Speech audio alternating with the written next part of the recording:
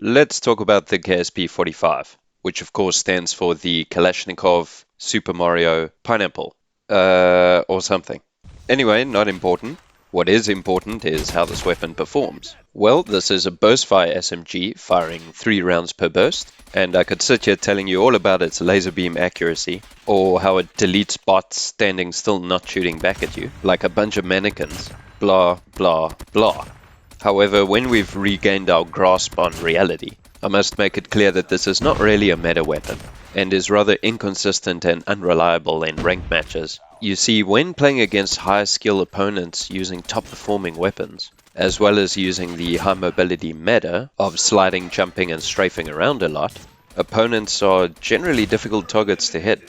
In fact, they're basically doing everything in their power to make themselves a more difficult target to hit and shoot you in the face in the process. And this is really where the KSP falls short, really struggling to track fast-moving targets changing direction a lot.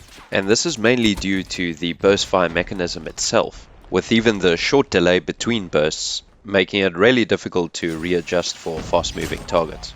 This is also further compounded by the rather slow bullet velocity in comparison to the vast majority of other weapons out there, which also makes needing to increase the bullet velocity with our attachments practically essential. That and desync has an influence on shots registering as well, particularly on a high ping. And missing shots is extremely punishing, with every additional burst required drastically increasing our time to kill.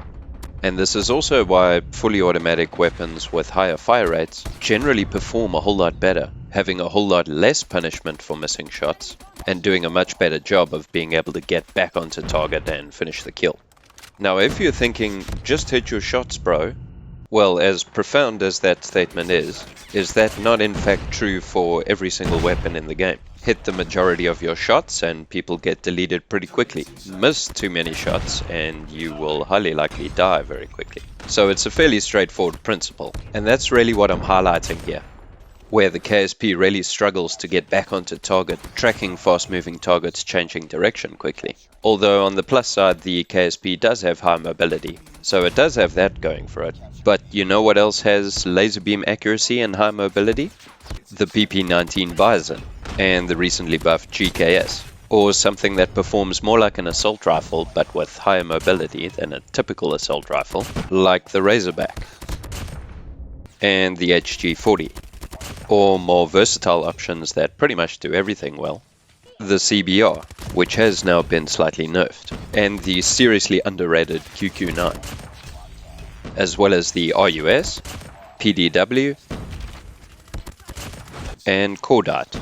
And for aggressive close-range options, the MAC-10, which has also been slightly nerfed, Fennec, MSMC, even the MX-9, and PPSH. What I'm saying is that there are a multitude of options to choose from within the SMG category for a wide range of playstyles. However, all of that being said, if you do find that the KSP works for you and you enjoy using it, cool, go for it. Here's a good all-round build for you. Starting with the agency suppressor, as it's always nice to use suppressors and stay off the enemy minimap when firing. One nice thing about this gun is that vertical and horizontal recoil as well as ADS bullet spread don't really have any effect, so those penalties are not actually penalties at all. Next is the Task Force barrel with plus 20% damage range, which is nice, and plus 80% bullet speed, which this gun does benefit from, due to its rather slow bullet velocity. Again, vertical and horizontal recoil don't matter at all. Lightweight stock to further improve the ADS movement speed, which is one of this gun's strengths. Extended mag A, and the 5th attachment slot is totally down to your personal preference. Personally, I've gone with the 1MW combat laser with no visible laser sights, as I do find hipfire useful in close range situations. The iron sights are clean enough, so not really necessary for a red dot sight, and I do find both the reload speed and ADS speed good enough as it is, but if you want you could switch it out for sleight of hand or Russell grip tape, whatever you'd prefer really. I'm also aware that the KSP has received some shadow buffs recently, but honestly, does this really change my opinion on this gun? Well, not really. And I'm also aware that some pro players have the opinion that the KSP is overpowered, but I also think whether or not this gun appears on people's top weapons list really comes down to personal preference.